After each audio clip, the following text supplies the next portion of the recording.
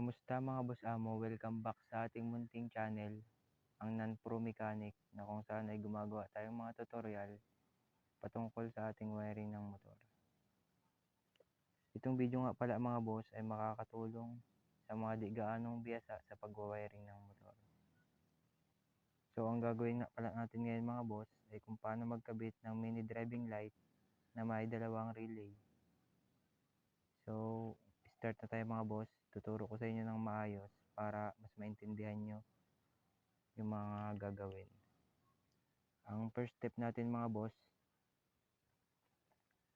ay number 30, relay 1 number 30 at relay 2 number 30. Iko-connect natin mga boss sa positive ng ating battery. Relay 1 number 30 at relay 2 number 30. Pagsasamahin natin yung mga boss, iko-connect natin dito sa positive ng ating battery na may fuse. So ipapakita ko sa inyo mga boss. Wait lang. So ayan mga boss, na-connect na natin yung number 30, relay 1 at relay 2 number 30, pinagsama natin, kinonnect natin sa positive ng battery na may fuse. Ang next step naman natin mga boss ay itong 85, relay 1 number 85, relay 2 number 85. Iko-connect naman natin ito mga boss amo sa ground. So papakita ko sa inyo mga boss kung paano ko siya i-connect sa ground. So ayan mga boss, number 85 sa relay 1 at relay 2 na connect natin sa ground. Ito mga boss ay number 85, relay 1 at relay 2, i-connect natin sa ground ng motor. Ang next step, ang susunod naman natin gagawin mga boss ay itong number 86, relay 1 number 86 at relay 2 number 86. Itong number 86 sa relay 1 mga boss, i-connect natin to sa dito sa 3-way switch. Ilalagyan ko muna ng pangalan mga boss para maintindihan nyo kung anong tawag dito sa switch na to. Wait lang mga boss. So ayan mga boss, lalagyan ko siya ng pangalan. Tawag dito 3-way switch. So balik tayo mga boss sa number 86, relay 1. Itong number 86 mga boss, relay 1, i-connect natin to sa ating low. Dito mga boss, sa ating 3-way switch. Relay 1 number 86, i-connect natin sa low ng switch. So i-connect ko lang mga boss. So ayan mga boss, na-connect ko ng number 86 sa low ng ating 3-way switch. So next step natin mga boss, itong sa relay 2 number 86, i-connect naman natin dito sa high ng ating 3-way switch.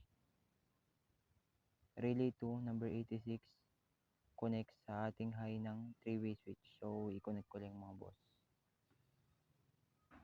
So ayan mga boss amo, na-connect na natin itong number 86 relay 2. Number 86, na-connect natin ito sa high ng ating 3-way switch. Pag may ganito nga pala mga boss, naka-curve, hindi konektado yan dito sa positive. Pag may curve, hindi nakakonekta. Basta relay 2, number 86, connect lang siya sa high ng ating 3-way switch.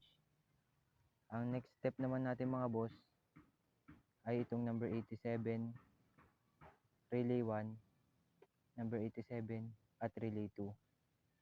Itong number 87 na mga boss, relay 2, i-connect naman natin ito sa high ng ating mini driving light dito mga boss. Pagsasamahin natin itong mga boss, dalawang high, pagsasamahin natin yan, i-connect natin sa 87 relay 2. So i-connect ko lang mga boss para mas maintindihan nyo. So ayan mga boss, na-connect na natin itong number 87 relay 2. Na-connect natin to sa high ng ating mini driving light.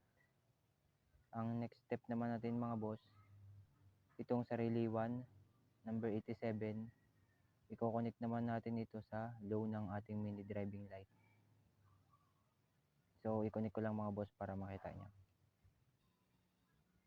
So ayan mga boss amo, na-connect natin yung number 87 sa low ng ating mini driving light. So ayun nga mga boss, sinabi ko sa inyo pag may curve hindi konektado yan sa high.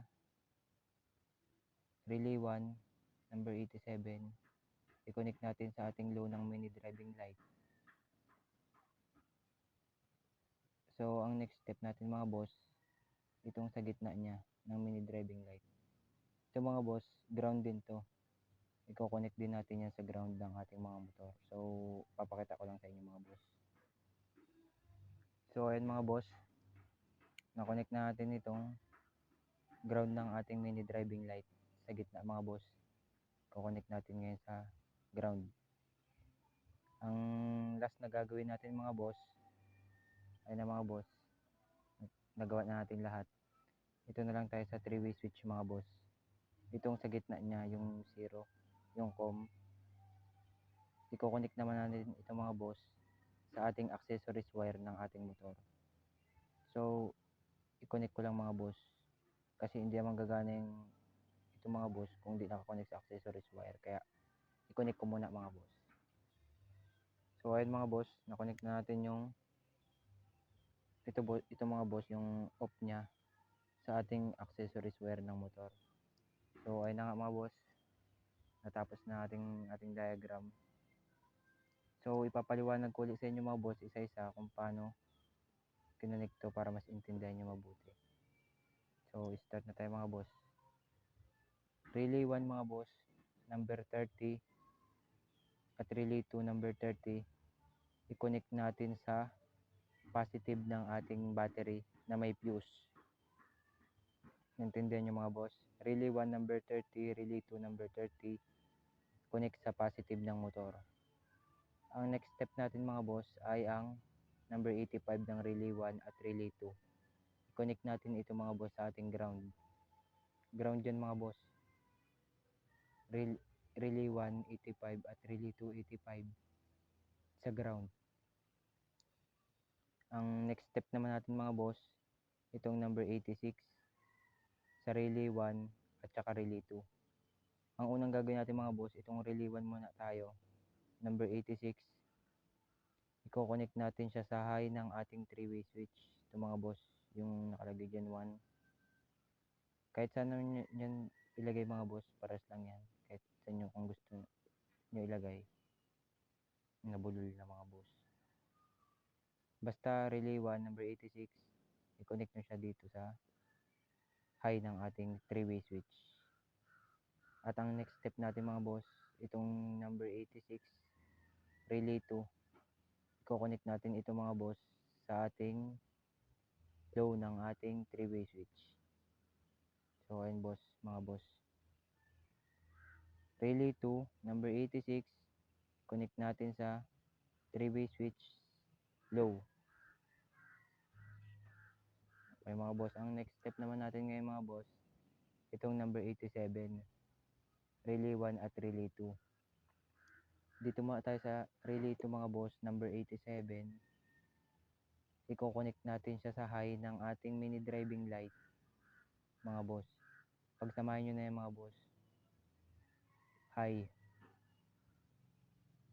I-connect siya sa high. Number 87, i-connect siya sa high ng mini driving light. So, alam nyo na yung mga boss, pag may ganyan, hindi konektado yan.